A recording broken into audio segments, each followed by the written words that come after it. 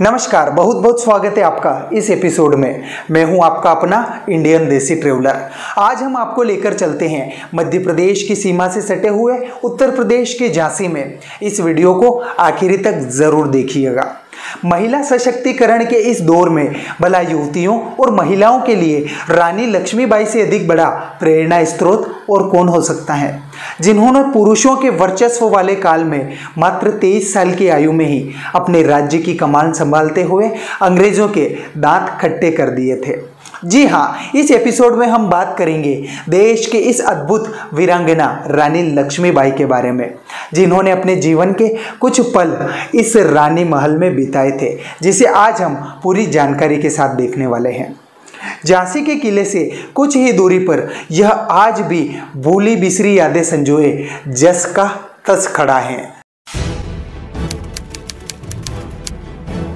वो तारीख थी 1851, जब रानी लक्ष्मीबाई ने अपने पति गंगाधर राव के साथ बतौर सम्मान के साथ झांसी के इस किले में रहते हुए एक पुत्र को जन्म दिया।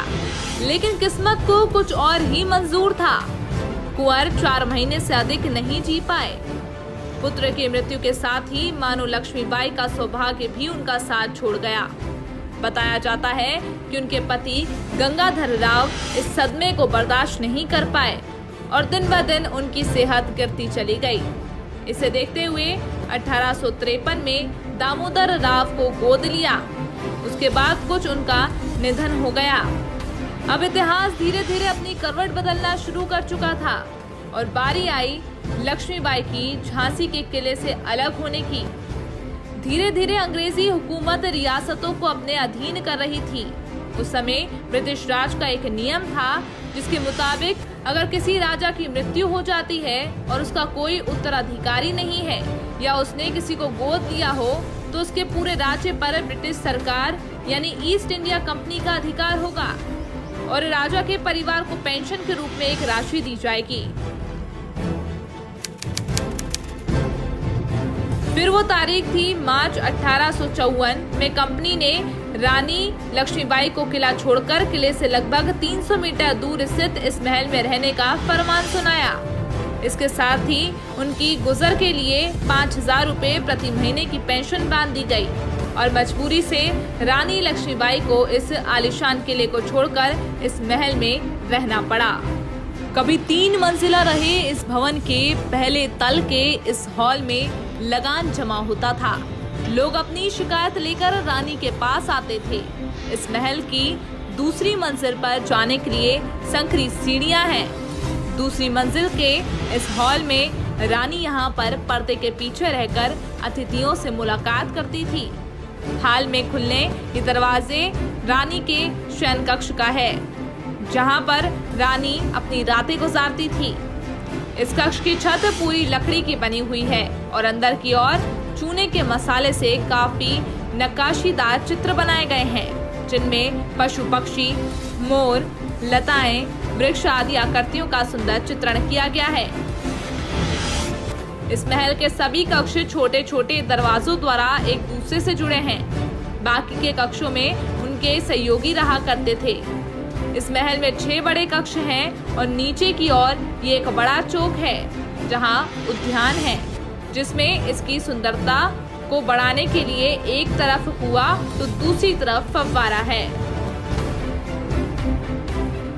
रानी लक्ष्मीबाई 5000 रुपये की पेंशन लेकर इस महल में रह रही थी। अंग्रेजों ने दामोदर दास को राजा की निजी संपदा का वारिस तो मान लिया था, लेकिन उन्हें बतौर कुंवर कभी स्वीकार नहीं किया। बस रानी अंग्रेजों की यही नीयत भाप चुकी थी, सो उन्होंने इस महल से लेंग जॉन को बुलावा भिजवा दिया। लेंग जॉन ने रानी लक्ष्मीबाई के साथ अपनी पूरी मुलाकात का जिक्र अपनी किताब wanderings in India and other sketches of life in Hindustan में किया है।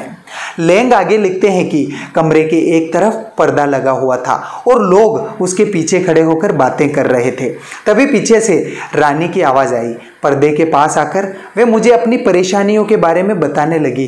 तभी अचानक से नन्हे दामोदर ने वो पर्दा खींच लिया और मैं रानी की एक झलक भी देख पाया।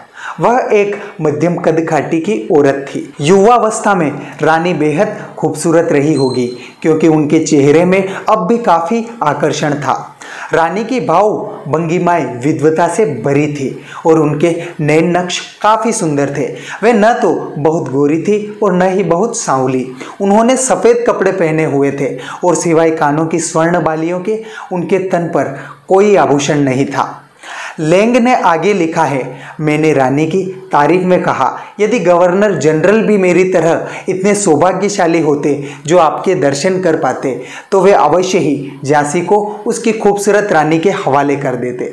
इस तारीफ के बदले में रानी ने शिष्टता भरा जवाब दिया कि ऐसा कोई कोना नहीं जहां आपके द्वारा गरीबों की मदद करने के किस्सों का जिक्र ना हो। लेंग के मुताबिक उन्होंने रानी को समझाने की कोशिश की कि गवर्नर जनरल के हाथ में अब इतनी ताकत नहीं है कि वे रियासत को लेकर कोई निर्णय ले सके और यह तभी होगा जब इंग्लैंड से कोई इशारा होगा। उन्होंने सलाह दी कि समझदारी इसी में है कि तब तक रानी दत्तक पुत्र के साथ हो रहे इस अन्याय के खिलाफ याचिका दर्ज करें और अपनी पेंशन लेती रहें। लेंग लिखते हैं कि इस बात पर लक्ष्मीबाई ने तीखी प्रतिक्रिया दी और कहा, मैं अपनी झांसी नहीं दूंगी। मैंने अत्यंत नम्रतापूर्वक ढंग से उन्हें समझाने की कोशिश की। कहा कि इस विद्रोह का कोई अर्थ नहीं निकलने वाला है। ब्रिटिश सेना ने लाव लश्कर के साथ 3 तरफ से आपको घेर रखा है। बगावत करने से आपकी आखिरी उम्मीद भी खत्म हो जाएगी। रात के 2 बज चुके थे।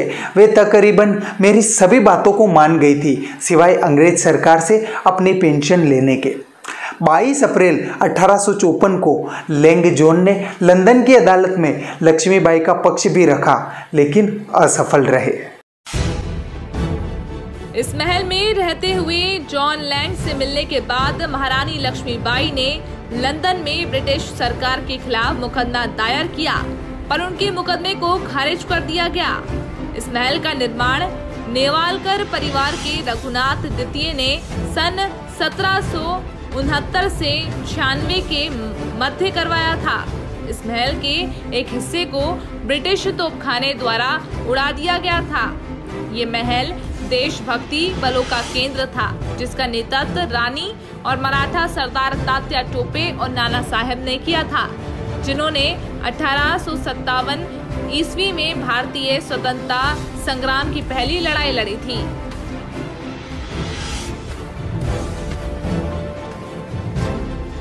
शासन की अपेक्षा से रानी लक्ष्मीबाई यानी मनु का यह रानी महल आज बदहाल होता जा रहा है।